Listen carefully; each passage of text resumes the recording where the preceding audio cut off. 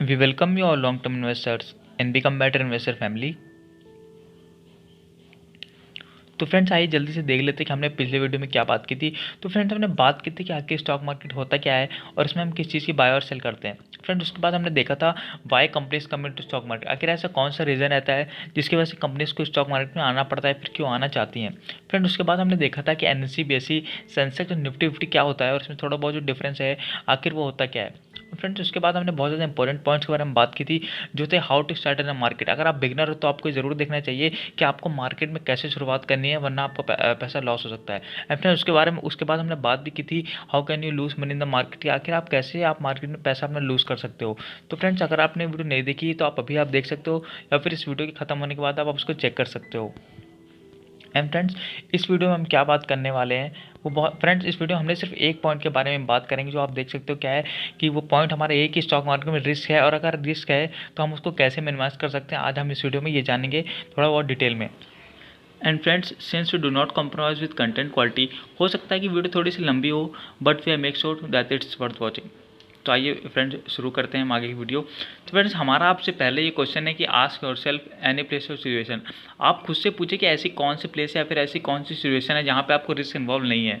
तो अगर हम बात करें जब आप स्टूडेंट होते हैं, हम बॉर्न होते हैं, तो उसके बाद हम स्कूल जाते हैं, उसके बाद हम फिर हम कॉलेज जाते हैं। तो फ्रेंड्स आपको पता है कि कॉलेज में भी आपके पास एक रिस्क हमेशा रहता है। जो रिस्क क्या होता है कि आपका प्लेसमेंट का, कि आपका प्लेसमेंट होगा कि नहीं होगा, आप अच्छे से पढ़ाई कर पाओगे या फिर नहीं, आपका प्लेसमेंट आगे कितने का लेगा, फिर कितने आपका सैलरी होगी, ये हमेशा हमारे पास रिस्क रहता है। हम बात करें जब आप रोड क्रॉस करते हो तो हमारे पास हमेशा ये रिस्क रहता है कि आपका एक्सीडेंट होगा कि नहीं, लेकिन हम इस रिस्क को बहुत ज़्यादा घर से सोच के नहीं निकलते कि इतना बड़ा रिस्क है। फ्रेंड्स हम बात करें अगर आप घर में रहते हो, हम घर में रहते हैं, तो हमेशा हमारे पास ये भी एक रिस्क रहता है, अननोन रिस्क रहता है कि कभी भी अर्थक्वेक आ सकता है और हमारा घर जो है टूट सकता है या फिर हमारी डेथ हो सकती है। तो ये भी एक तरह का रिस्क है। और फ्रेंड्स उसके बारे में हम उसके बाद हम बात करें अगर आप स्विमिंग कर रहे हो तो हमेशा आपके पास रिस्क रहता है कि आप डूब सकते हो, चाहे आप कितने अच्छे स्विमर हो। अगर आप किसी गहरी या फिर जैसे भी अगर खतरनाक नदी तो आप वहाँ पे भी आप डूब सकते हो, तो हमेशा हमारे पास रिस्क रहता है। एंड फ्रेंड्स इवन अगर आप and friends even there is always a risk of losing reputation if you are admired, आपके पास हमेशा अपनी रेपुटेशन खोने का भी डर रहता है। तो फ्रेंड्स मतलब क्या है कि अगर हम कुछ भी करें तो वहाँ पे एक हमेशा एक हिडन रिस्क रहता है। एंड फ्रेंड वीडियो स्टार्ट करने से पहले हम आपको बताना चाहेंगे थोड़े से इंपॉर्टेंट टॉपिक्स हैं जिनको आप याद रखो कि अगर आपके पेरेंट्स हैं, हमारी फैमिली में बहुत सारे लोग कहते हैं कि बेटा आप स्टॉक मार्केट को उतरने जा रहे हो, एक तरह का गैम्बल है और आप यहाँ पे मनी लूज़ कर सकते हो। तो फ्रेंड्स आप भी जानते हो कि हमारे पेरेंट्स एडवाइस क्यों देते हैं, क्योंकि उन्होंने कभी ना कभी किसी को देखा होता है जो मनी लूज़ कर चुका होता है और आज बहुत सारी यानी कि पुअर बन चुका होता है। तो फ्रेंड्स हम आपको बताना चाहेंगे कि आपके पेरेंट्स 100% राइट कह रहे हैं। आपके साथ भी ऐसा हो सकता है कि आप अपनी सारी मनी लूज़ कर दो, बिकॉज मार्केट उन लोगों के लिए बहुत ज़्यादा रिस्की जो इसको बिना सोचे समझे उतर जाते हैं। और आज हम बात करने वाले उन्हीं सारे रिस्क के बारे में। और हमारा सेकंड पॉइंट इसलिए बहुत ज़्यादा इंपॉर्टेंट होने वाला है फ्रेंड्स, और वो क्या है आप देख सकते हो। अगर आप मार्केट में टिप्स लेके उतरते हो, you invest on tips either bye news channel और पर्सन। अगर आप किसी चैनल के बेसिस पे न्यूज़ देके आप मार्केट में टिप लेके आप अगर मार्केट में उतर रहे हो तो फ्रेंड्स हमारी एडवाइस है कि आप अपना पैसा वहाँ पे टिप के बेसिस पे आप ना लगाओ, सिर्फ आप कंपनी के फंडामेंटल्स देख के आप वहाँ पे इन्वेस्ट करिए। एंड फ्रेंड्स अब हम बात करेंगे अपने सबसे ज़्यादा इंपॉर्टेंट थर्ड पॉइंट के बारे में, जो क्या है that behind every stock there is a company. चाहे हम वॉरेन बफेट की बात करें, चाहे पीटर लिंच की, या फिर दुनिया में किसी भी बड़े इन्वेस्टर की, तो हर कोई आपको एडवाइस देगा कि आप स्टॉक नहीं, आप बिजनेस में इन्वेस्ट कर रहे हो। एंड फ्रेंड्स पीटर लिंच क्या कहते हैं, I think you have to learn that there is a company behind every stock and that there is only one reason why stocks go up. Friends आगे Peter Lynch क्या कहते हैं, companies grow from doing poorly to doing well और small companies grow to large companies. Friends कोई stock तभी better perform कर सकता है अगर उसका बिजनेस, उसके फंडामेंटल्स अच्छा परफॉर्म कर रहे हैं। तो फ्रेंड्स हमारे को यही एडवाइस है, जब आप स्टॉक के बारे में बात कर रहे हो तो हमेशा आप स्टॉक का बिजनेस देखिए। एंड फ्रेंड्स हम बात करेंगे आगे कि मार्केट में और कौन से रिस्क हैं। तो फ्रेंड्स हम स्टार्ट करेंगे अपनी गोल्डन स्टेटमेंट के साथ, जो क्या है that we can not eliminate risk but we can manage risk. Friends हम चाहे लाइफ की बात करें चाहे हम स्टॉक की बात करें, हम कभी भी मार्केट में पूरी तरह से रिस्क को एलिमिनेट नहीं कर सकते, सिर्फ हम मार्केट में रिस्क को मैनेज कर सकते हैं अपने लिमिट तक। तो फ्रेंड्स हम बात करेंगे स्टॉक मार्केट में कौन कौन से फैक्टर्स होते हैं जो रिस्क होते हैं। फ्रेंड्स पहला होता है कंट्रोलेबल फैक्टर, यानी कि आप देख सकते हो जिसमें प्रोडक्ट प्राइस या फिर प्रमोशन आता है किसी प्रोडक्ट का जो हम बिजनेस कर रहे हैं उसके प्राइस का, प्रोडक्ट्स का। तो फिर अनकंट्रोलेबल फैक्टर में सबसे ज़्यादा इंपॉर्टेंट ये फैक्टर होता है जो मार्केट को डिक्लाइन करता है। उसमें आप देख सकते हो एनवायरमेंटल फैक्टर होते हैं और आगे भी थोड़े बहुत फैक्टर होते हैं जिसके बारे में हम बात करेंगे। तो फ्रेंड्स मेन बेसिक ये दो तरह के रिस्क होते हैं, controllable risk and uncontrollable risk. तो फ्रेंड्स अब हम बात करेंगे अनकंट्रोलेबल फैक्टर्स के बारे में, जो कि बहुत ज़्यादा इंपॉर्टेंट है। तो फ्रेंड्स आप देख सकते हो, पहला क्या होता है, पॉलिटिकल कंडीशन। हो सकता है कि कोई पॉलिटिकल कंडीशन ऐसी हो जाए जिसकी वजह से मार्केट फॉल हो जाए। इकोनॉमिक कंडीशंस हो सकता है कि वेदर या फिर किसी वजह से हो जाए, कुछ परेशानी हो जाए तो वेदर की वजह से मार्केट फॉल हो सकता है, या फिर सोशियो कल्चरल कंडीशन आ जाए, या फिर टेक्नोलॉजिकल कंडीशन हो सकता है। आप जानते हो कि बहुत ज़्यादा टेक्नोलॉजी चेंज होती आ रही है और हम किसी स्टॉक पे बहुत ज़्यादा बेट नहीं कर सकते जो कि टैक्स से रिलेटेड हो। फ्रेंड्स उसके बाद हम देख सकते हैं लीगल कंडीशंस, कि ऐसी कोई लीगल कंडीशन आ जाए किसी कंपनी के ऊपर, क्योंकि हमने जज ना की, जैसे कि एग्जांपल है रिलायंस का। तो फ्रेंड उसके बाद हम देखते हैं कंपटीशन एक बहुत ज़्यादा थ्रेट रहता है किसी बिजनेस के लिए। एंड फ्रेंड उसके बाद आप देखते हो मार्केटिंग चैनल्स होते हैं। फ्रेंड्स उसके बाद हम सबसे बड़े इवेंट के बारे में बात करने वाले हैं, जो है ब्लैक स्वैन इवेंट, जिसकी वजह से मार्केट फ्रेंड्स अप्रॉक्सिमेट 40 to 50% गिर जाता है जब ब्लैक स्वैन इवेंट होता है। और फ्रेंड्स ये इवेंट क्या होता है इसके बारे में थोड़ी देर में बात करेंगे।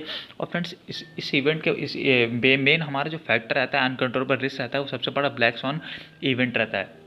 तो फ्रेंड्स हम बात करेंगे what is black swan event. तो फ्रेंड्स हम देखते हैं कि इसके इफेक्ट क्या क्या होते हैं। तो फ्रेंड्स इसके पहला क्या है, they are having severe effect. तो फ्रेंड्स इसके बहुत ज़्यादा सीवियर इफेक्ट होते हैं, ठीक है, ये कैन नॉट बी प्रेडिक्टेड, इसको हम कभी भी एडवांस में प्रेडिक्ट नहीं कर सकते।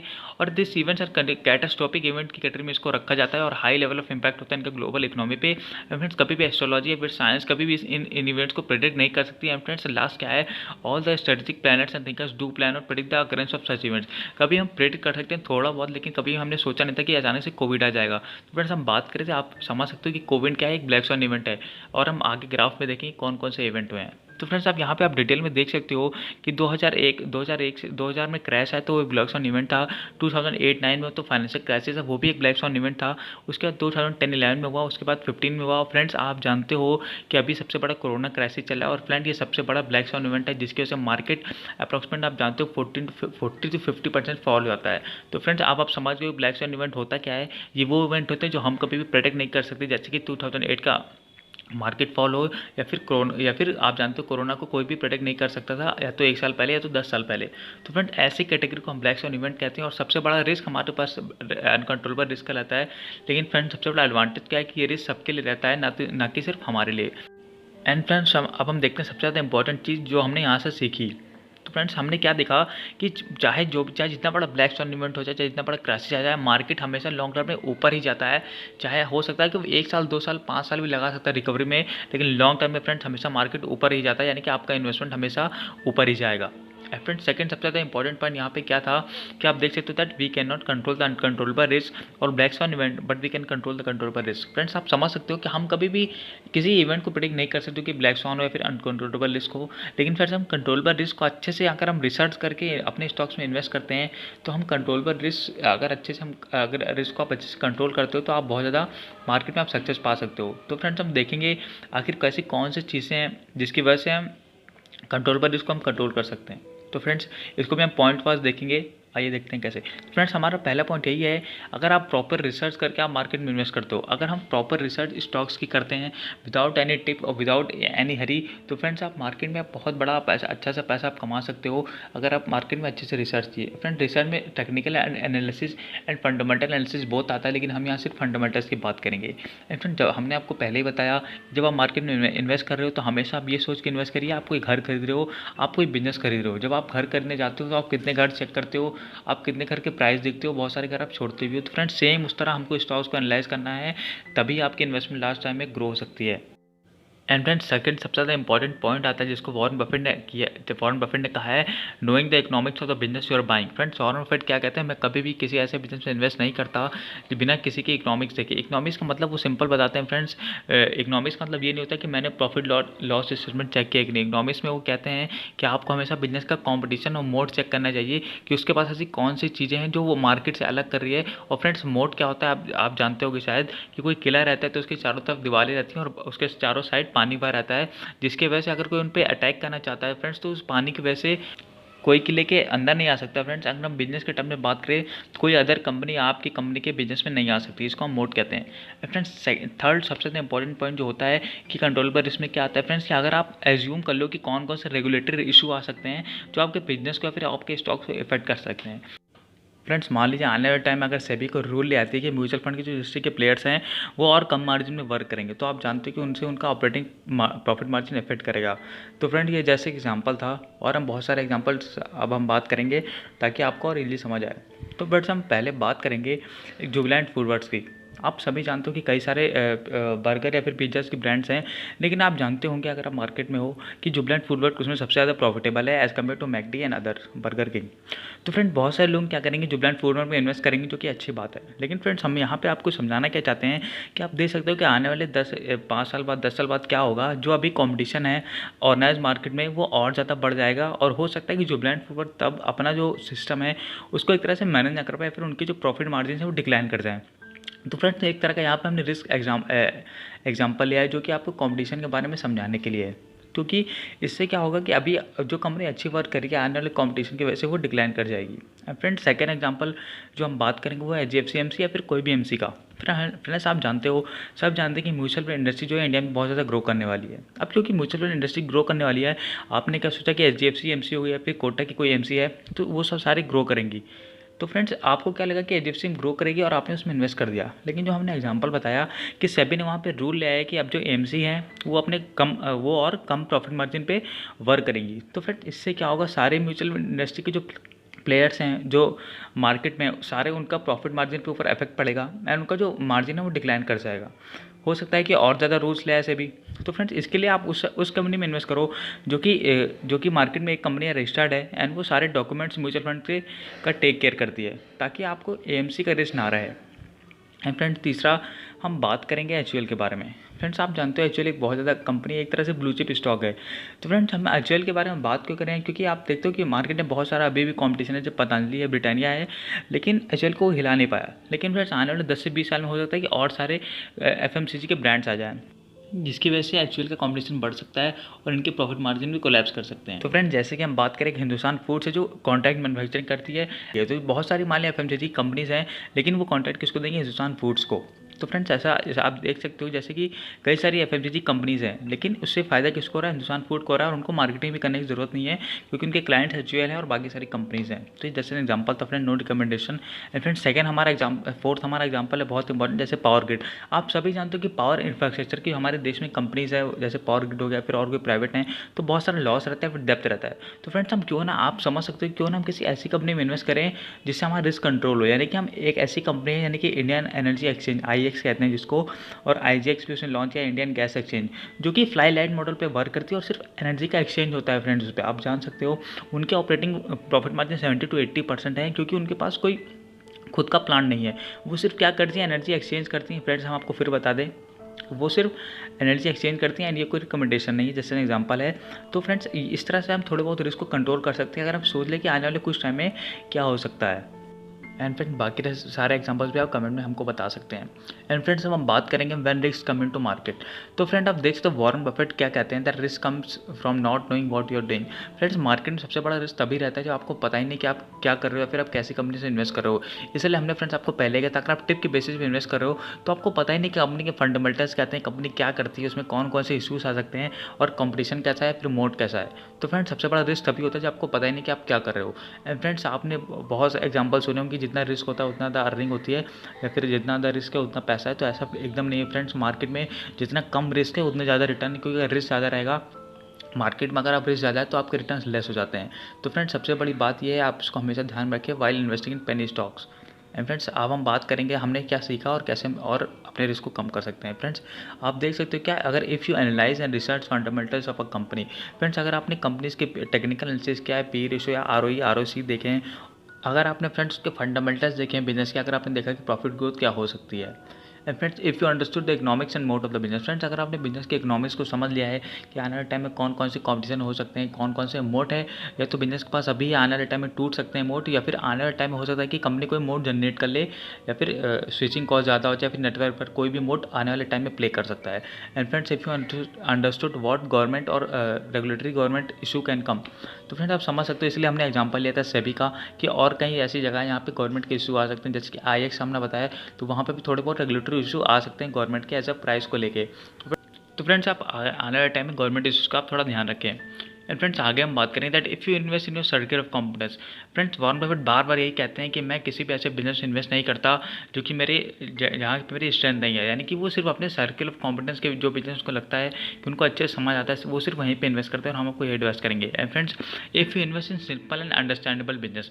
फ्रेंड्स वॉरेन बफेट बार बार ये भी चीज़ कहते हैं कि वो सिर्फ सिंपल बिजनेस में इन्वेस्ट करते हैं और उनके टेबल पे एक बॉक्स है जिसमें टू हार्ड लिखा है, और जो भी बिजनेस को समझ नहीं आता वो उस बॉक्स को फेंक देते हैं। यानी कि समझ सकते हो आपके वॉरेन बफेट के लिए भी बहुत सारे बिजनेस टफ होते हैं। तो फ्रेंड्स सिर्फ आप उन बिजनेस में इन्वेस्ट करिए जो कि सिंपल है और आपको समझ में आते हैं। एंड फ्रेंड्स नेक्स्ट क्या है, if you invested for a long term. Friends अगर आप लॉन्ग टर्म के लिए इन्वेस्ट करते हो, हमने आपको इसीलिए ग्राफ भी दिखाया कि चाहे जितना बड़ा ब्लैक स्वैन इवेंट हो, ऐसा हो ही नहीं सकता कि मार्केट उसको रिकवर ना कर पाए, क्योंकि हम भारत की बात करें तो भारत तो ग्रोइंग इकोनॉमी है और इसको कोई बढ़ने से एक तरह से रोक नहीं सकता। एंड फ्रेंड्स फिर हम लास्ट बात करें, if you stay away from tip. Friends अगर आप टिप से अवे रहते हो, ये पॉइंट्स हमने बार बार लिए क्योंकि बहुत ज़्यादा इंपॉर्टेंट पॉइंट है और बहुत सारे लोग जल्दी अमीर बनने के चक्कर में टिप के चक्कर में पड़ जाते हैं। फ्रेंड्स अगर आपने ये सारी चीज़ें फॉलो की तो then there is approx no risk in the market. Friend हमें तो अप्रॉक्सीमेट हम कह रहे हैं आपका रिस्क रिड्यूस जाता है, ख़त्म तो नहीं हो सकता। तो फ्रेंड्स अब हम समराइज़ करते हैं कि अब तक हमने क्या क्या सीखा। तो फ्रेंड्स हमने पहला बात की कि major risk occur when you invest on tips. फिर से वही पॉइंट है फ्रेंड्स कि सबसे ज़्यादा मेजर रिस्क आता है कि अगर हमने टिप पे इन्वेस्ट किया। फिर हमने फ्रेंड्स ये दिखा when you are buying a stock, you are buying a company. Friends वही है कि बार बार हम आपको ये बता रहे हैं कि जब आप स्टॉक ले रहे हो तो इसका मतलब ये है कि आप एक बिजनेस में इन्वेस्ट कर रहे हो, ना कि सिंपल से स्टॉक में। एंड फ्रेंड्स उसके बाद क्या है, फिर हमने देखा था टाइप ऑफ रिस्क, यानी कि हमने देखे थे दो तरह के रिस्क होते हैं, अनकंट्रोलेबल रिस्क होते हैं और कंट्रोलेबल फैक्टर होते हैं, फिर कंट्रोलेबल रिस्क होते हैं जिसको हम कैसे मिनिमाइज कर सकते हैं। एंड फ्रेंड्स उसके बाद हमने देखा था how black swan event affect market. फिर हमने देखा था फ्रेंड्स कोरोना हो गया, फिर फाइनेंशियल क्राइसिस हुआ, तो ये सब ब्लैक स्वान इवेंट होते हैं और ये मार्केट को कैसे इवेंट कर सकते हैं। एंड फ्रेंड्स उसके बाद हमने क्या देखा था, how can we minimize risk by controlling controllable risk. हमने फ्रेंड्स वहाँ पे कुछ इंपॉर्टेंट पॉइंट्स के बारे में बात की थी, अगर आप भूल गए तो आप जाके दोबारा देख सकते हो कि कौन कौन से इंपॉर्टेंट पॉइंट थे जो कि हमको कंट्रोल करने चाहिए कंट्रोलेबल रिस्क के अंदर। एंड फ्रेंड्स उसके बाद हमने बात की थी एग्जांपल ऑफ स्टॉक और सिचुएशन विच कैन अकर। तो फ्रेंड्स हमने वहाँ पे HUL और HDFC AMC जुबिलेंट फूडवर्थ के बारे में बात की थी, जो कि कुछ एग्जांपल थे जो आपको समझाने के लिए हम यूज़ किए थे। एंड फ्रेंड्स उसके बाद हमने लास्ट में बात की सबसे ज़्यादा इंपॉर्टेंट पॉइंट के बारे में जो आपको हमेशा याद रखनी चाहिए ताकि आपका मार्केट में जो रिस्क है वो आप मिनिमाइज़ कर सकते हो। एंड फ्रेंड्स अब हम बात करें अगर आपको मार्केट में इन्वेस्ट करना है तो फ्रेंड्स उसके लिए आप स्टॉक में अपना आप अकाउंट खुलवा सकते हो फ्रेंड्स। एंड ये one of the fastest growing discount broker है हमारे देश का। इसमें आप डिजिटल गोल्ड में आप इन्वेस्ट कर सकते हो, म्यूचुअल फंड में आप इन्वेस्ट कर सकते हो। एंड फ्रेंड्स यहाँ पे डिलीवरी के जीरो ब्रोकरेज लगता है, यानी कि आप एक साल से अगर ज़्यादा स्टॉक्स को आप होल्ड करते हो तो उसका यहाँ पे कोई चार्ज भी नहीं लगता। तो फ्रेंड्स आप फ्री में एक तरह से कह सकते हैं आप स्टॉक्स को आप होल्ड कर सकते हो for long term. And friends हम बात करें कि अगर हम आपके नेक्स्ट वीडियो में क्या बात करने वाले हैं तो हम जल्दी से देख लेते हैं। एंड फ्रेंड्स अगर आपके ये क्वेश्चन है then do write in the comment box, हम कोशिश करेंगे उस पर वीडियो बनाने की ज़रूर।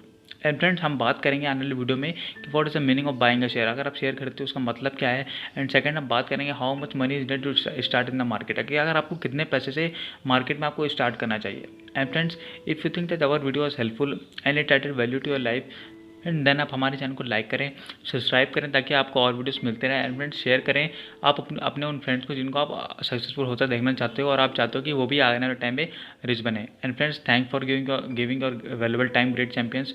Will meet you in the next video with more value. And friends last में एक बहुत ज़्यादा इंपॉर्टेंट डिस्क्लेमर है जिसको आप देख के ही जाएँ, that we are not SEBI registered, please take your investment decision after consulting और फाइनेंशियल एडवाइजर। फ्रेंड्स तब तक के लिए जय हिंद and meet you in the next video with more value.